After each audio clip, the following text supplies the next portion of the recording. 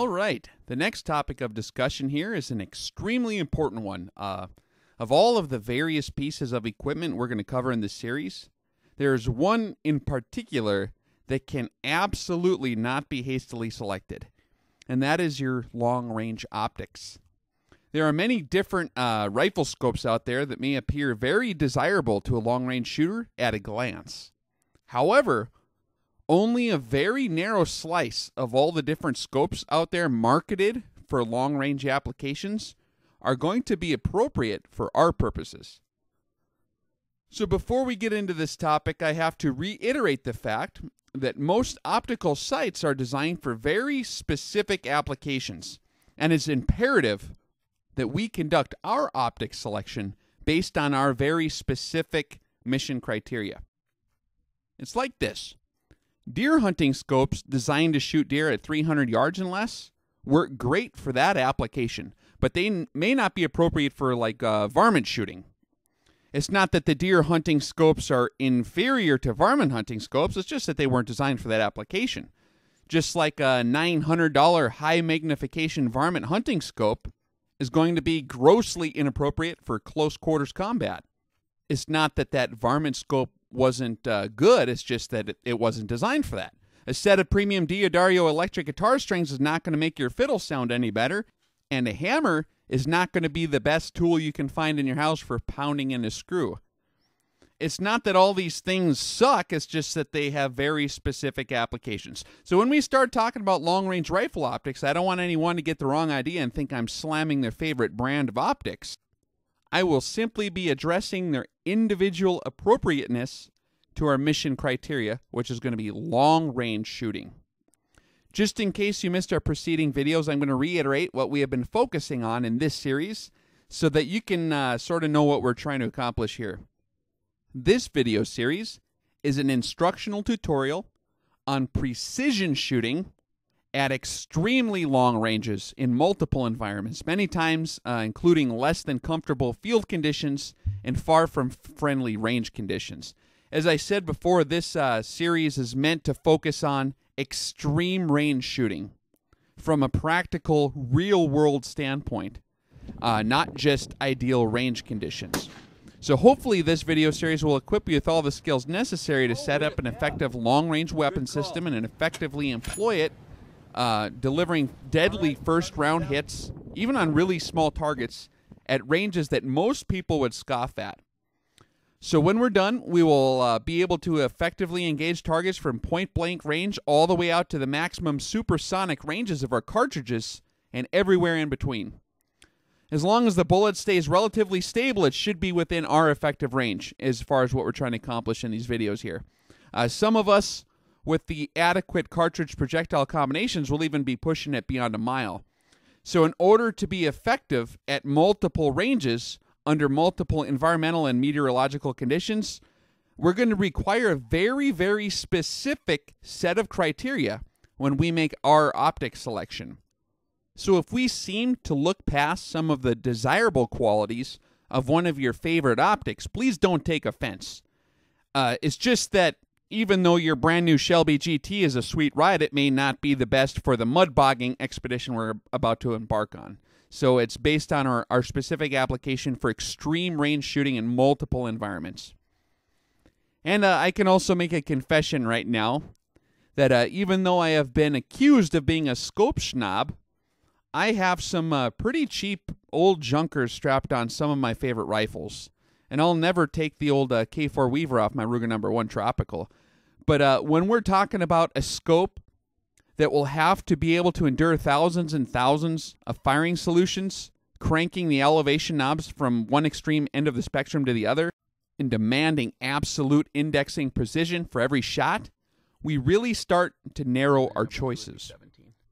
So let us briefly consider, so that we can appreciate what's going on here, what is going to go into a typical extreme range firing solution, so that we can begin to understand what kind of features we are going to demand in our optics.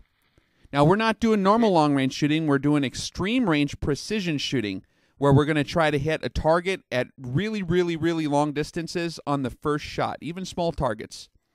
This can be accomplished, but it does require really good equipment and very specialized equipment, particularly in the optic selection. So let us kind of consider everything that you're going to have to go through to make a long-range shot and what demands we're going to have of our optic, so that when we go through the more specifics of this, it'll make more sense for you. And also remember, we're talking about less than ideal range conditions and possibly unfriendly environments. So first off, you will be carrying your rifle close to you, either in a drag bag or just open on the rack, so that it'll be handy if you need it quickly. When you are using this thing in the field, you may not be able to have it nicely stowed away in a hard case. So this rifle is going to be bouncing around in transit quite a bit, possibly on less than perfectly smooth roads. So expect, if you're hunting or if you're in unfriendly conditions, that this rifle is going to get knocked around a little bit. So you're going to need a real rugged optic. Eventually, you're going to have to dismount from the vehicle, sometimes in a hurry, and you're going to be having all your other peripheral equipment that you need to make a long-range shot in one bag and the rifle in another. And you may have to carry this thing quite a distance to get to your ORP, where you're going to get ready to make your final approach to your FFP. Unless you are shooting at a steel target, you're going to most likely be dragging your rifle behind you as you crawl to your FFP. So you don't want to give away your position to your bullet customer, whatever kind of critter that may be. To make a long story short, after doing this once or twice, your scoped rifle will take some bumps and some dings. And the optics usually seem to be the best place to get knocked first. So you're going to want a scope that is really, really rugged, and it's not going to lose a zero if you whack it around a little bit. After you arrive at your FFP, you will have to set up your rifle and start doing all your ranging. And unfortunately, you're going to find out that more than half the time, your laser rangefinder will not be an option. If it is not your mission parameters limiting the use of prematurely projecting laser beams across the battlefield, giving you your exact position away, it's going to be the dust in the air, or obscuring telephone lines, or poor target reflectivity, or something like that. It might be too cold for your battery to have its full juice, and you won't be able to get a reading past 800 meters, even on your 2,500 meter laser. So you will have to either get out your theodolite and do some surveying to determine your range using trigonometry, or you're going to have to use the mil-scale reticle in your optic to do your range confirmations. Often your area of operations will end up looking different than your aerial photography showed to you, so you might be stuck with just having to use your mil dots. So you better have an optic with a very precisely measured ranging reticle, because if you're off by even 1/10 of a mil, that's going to result in a huge miscalculation of range and result in a devastating miss at long range. So you're going to need an optic with a very, very, very precisely measured ranging reticle that's not going to be thrown off when you make changes in magnification if you have a variable power scope. Okay. Now that you've confirmed your target range using your reticle, let's say you confirmed your range at 1,289 meters. So now we go ahead and simply look at our ballistic tables and dial in what the value says there at 15.1 mils on the scope, and then we go ahead and shoot, right? No, that ain't going to work very good. Not for this kind of range. This is a lot farther than what most people are used to. And if you want to make an effective first-round hit, there's a number of factors that you're going to have to precisely correct for if you even want to get close on your first shot. So let's consider the details of this firing solution. We're at 1,289 meters. That's the actual range from us to the target. However, you notice that we're shooting down slope a little bit. Not a huge amount, but enough to notice. And you determine your angle of inclination to be about 15 degrees. So your actual horizontal range to the target, that's the distance in which the gravity will actually be affecting your bullet, will only be 96% of your measured range at 15 degree slope. So now you're going to have to adjust for only 96% of 1,289. You get your calculator out and you see that's okay. 1,237 of those 1,289 original meters. That's all that the gravity is going to be affecting your bullet for, because it's actual horizontal range. So you're going to have to bring your firing solution down by about a full mil. And that would have been a miss over the top by like 4 feet if you wouldn't have corrected for that deal. So, okay, we got to update our firing solution. We're going to turn it down a full mil, and that'll give us 14.1 MRADs. But that's not it. Your ballistics tables, you've got to consider, were calculated using ammunition probably at standard atmospheric conditions. Let's say your ballistic tables were calibrated at 59 degrees Fahrenheit ammunition and air temperature.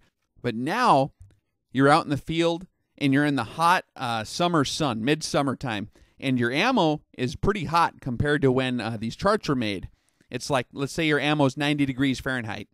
So now you got to consider, and this is something a lot of people have no idea how to adjust for, that the activation energy in the molecular bonds in your gunpowder has been changed severely, and your gunpowder burn rate has changed a lot, and it's going to give you a higher muzzle velocity. So if you look at your charts here that you're going to have carry in with you, your ammunition burn rate conversion chart, you're going to notice that just those few degrees of increase from 59 to 90 degrees is going to add 90 feet per second to your muzzle velocity, which means you'll have to come down again in your elevation setting due to the shorter time of flight. Plus, you also got to consider your air is a lot thinner at the hotter temperature as well, bringing your firing solution down even more. So after you get all your temperature corrections figured out, you got to bring your firing solution down by another 1.4 mils in addition to what you already put on. That's like another 6 feet you would have missed by if you wouldn't have corrected for that. So now let's say you're indexed at 12.7 mils. Are we good yet? Not quite. We still have to correct for barometric pressure changes. So if your barometric pressure the day you're shooting is anything significantly different than the conditions your charts were calibrated for, you're going to have to crank on your elevation knob even more. So you're up on a ridge today, and your pressure at your new altitude is a little bit less. It's 28.67 inches of mercury. So your charts were calibrated for like standard air conditions, 29 inches of mercury, 29.89. So now you're going to have to come down another 0.3 mils, so 0.3 of a mil.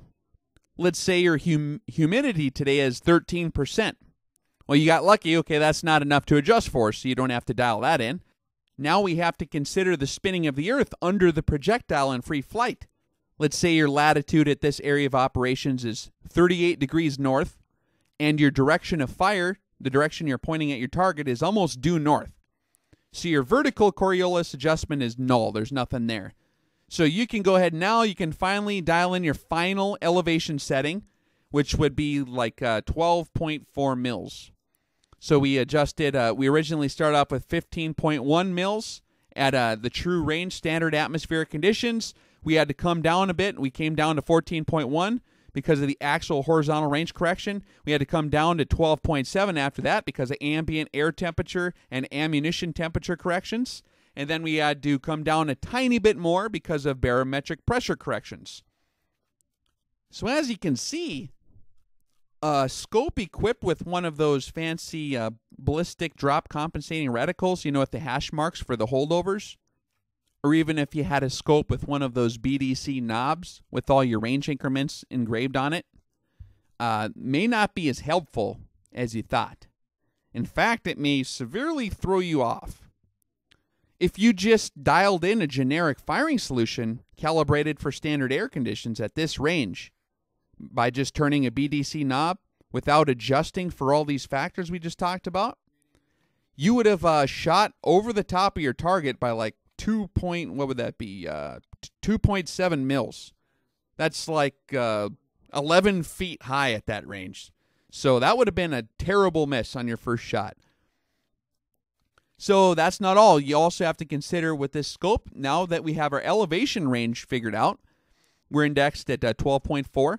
We have to now consider a traverse adjustments left and right. So we're going to have at least 3 things to correct for when we're talking left and right adjustments here. Maybe 4 if you have a moving target. You will desperately want to keep all this stuff as simple as possible, or your head is going to be spinning faster than the bullet you're going to send into flight. This stuff can be overwhelming and even a bit confusing at times, especially when you're excited out in the field trying to pull off a shot like this. So you're going to want to keep this as simple as possible, the least amount of math that you have to mess with and the least amount of worries. So let's try to chop this up into digestible pieces as far as your traverse adjustments. We got 3 things going on. The first thing we're going to want to correct for is our horizontal Coriolis effect. Now let's say that we're shooting due north, like we said before. And if we're shooting due north, that's going to have the maximum lateral effect. But at this range, it's not even really barely going to be 1/10 of a mil. But we're going to dial it in anyways because we might be shooting at a small target. So let's go ahead and index our optic left 1/10 of a mil because in the northern hemisphere, your bullet's always going to appear to be moving to the right due to the horizontal Coriolis. So that's about 4 inches or so. Like 1/10 of a mil at this range is about 4 inches you would have missed by if you wouldn't have corrected for your Coriolis. So the next thing we're going to do is look at our spin drift tables that are specifically tailored to our twist rate and bullet profile. And we'll see that at this range, our spin drift is going to be just a little bit over another 1/10 of a mil to the right because we have a right-hand twist. So we're going to dial in another 1/10 of a mil to the left to compensate for that. So now we're dialed in 2/10 of a mil total. Those are our 2 constants that automatically it's going to be, they're not going to change while you're sitting there. And let's see. Now you're going to have that those 2 things are dialed in on your optic. All you're going to have basically left is your wind drift. And if you have a moving target, you're going to have to adjust for that as well. So let's say we've got a 4 mile an hour cross breeze coming directly from the right. And we have, let's say we have gusts up to like 8 miles an hour. So you figure that if you wait for the wind to die down to 4 miles an hour, it'll knock you back to the left by about 1 mil. And if you take the shot during one of the gusts, the 8 mile an hour gust, that's going to knock you back about 1.8 mils. So hopefully you're going to be able to thank God that he has led you to acquire a scope with the same units of measurement in both your reticle and your windage turrets. Otherwise, you're going to have to be balancing all these things out while watching the wind and having to do algebra now to convert your mil dots into minutes of angle or vice versa. But let's just say that you are blessed with a scope that has the same angular units in the reticle as you do on your adjustment knobs. So now all you have to do is dial in those constants we said before. That's totally taken care of. And now all you have to do is just wait to compensate for the wind drift by holding off in that same unit of measurement, which would be mils in this case. This will also save you from having to add or subtract values to the left or to the right as your breeze changes. So if we're all properly dialed in and the wind stays relatively steady for the next 2 seconds after you pull the trigger, you should score a solid hit. If not, you'll be really, really close to where you're aiming. Oh, you got it! So as you can see, there is a lot more to adjust for in a long shot like this than may meet the eye at first. And you're going to have a completely unique firing solution each time you make a shot, even if you're shooting at the exact same range. Okay, go ahead. You know, just from the environmental conditions changing just a tiny bit, it'll throw you off and you have a completely different firing solution than you might have had an hour earlier. So we're going to be considering all these things. This is what we're talking about when we're talking about extreme range shooting, the things we're going to have to compensate for. So when we do our overview of different long-range scopes, you'll know why we might be eliminating scopes with certain undesirable characteristics. So in the next couple of videos here, it's going to take a few videos to get this scope selection done possibly. We're going to be talking about a basic overview of the various long-range scopes. We're going to talk about different hunting and sporting scopes that people use for long range, and target scopes, tactical scopes, and even some of the electronic optical devices like your integrated laser range finding scopes. And we're going to discuss their applicability to extreme range shooting, how well suited they are for it. We're also going to kind of classify these scopes based on their features, There's different long-range optical sight parameters that we're going to go through. We're going to be talking about the turrets, first of all. What kind of turrets will be appropriate for our applications? We're also going to be talking about tube diameters of scopes and how erector travel is dependent on tube diameter and optical vignetting and some of these things like this. We're going to be talking about magnification quite in detail, fixed versus variable magnification scopes. We're going to be talking about how that affects like durability and ruggedness, zero retention, optical clarity, light transmission, reticle issues. We're going to talk about first focal plane versus second focal plane. We're going to be talking about various reticles, the mil dot type reticles, the BDC reticles, the SVD types. We're going to do an overview on different reticles and see which ones would be the most appropriate for our applications. We're going to be talking about objective lenses briefly and eye relief. And then we're going to go into a whole nother level, which is sight quality. And we're going to talk about how different brand names and different levels of quality, what levels of quality are we going to require for our applications? What kind of price ranges are we going to be looking at? What brands are going to work good? We're going to consider things like turret adjustment drum quality, erector assembly quality, the glass, what kind of different glass types. We're going to be talking about achromatic glass and apochromatic glass. Your HD glass, what the heck does that mean? We're going to be talking about the different origins of the different kinds of glasses and lenses that are used in optics manufacturers. We're going to see where a lot of these things are built. We're going to do overviews of construction quality of different brands, and we're going to compare these different brands and models. And hopefully by the end of this optics series, you will have a very good idea of what you need to be looking for your particular rifle setup to be effective for long-range shooting. Like I said before, this optics selection is the most crucially important link in our weapon system as far as equipment goes. Besides the shooter himself, the scope is kind of the next most important thing. You can make or break a rifle system by the optics you put on it. And like we said before, you can get a $3,000 scope, put it on your rifle, and if it doesn't have the right features, that's not going to do you any good. So we're going to have to go through this really carefully, and hopefully this is very enlightening for everyone out there. So this next video will be an overview of different long-range rifle scopes. We're going to be discussing hunting scopes, target scopes, tactical scopes, and electronic optical devices. And we'll discuss their suitability and the different features they have. So stick around. Right out to the rainy night to see the fire and the light and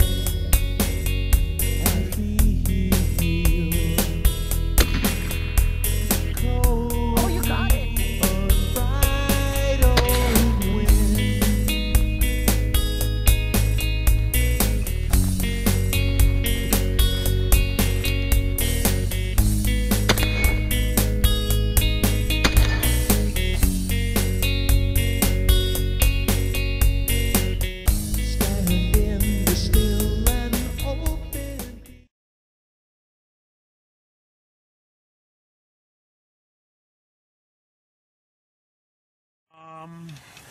Oh, he's moving. He's moving. I don't know how far the leprechaun is. Rex, leprechauns are approximately 18 inches tall. Do you know what your formula for determining how far away the leprechaun is? I don't know. I don't know. The leprechaun's getting away. I don't know. He's getting away. I don't know. No! Leprechaun! I blew it. No! You maniac. No, we could have had a leprechaun. The first leprechaun in history. Oh, Humanity. Ah, Rex. All those months you spent at the Leprechaun Interdiction Academy.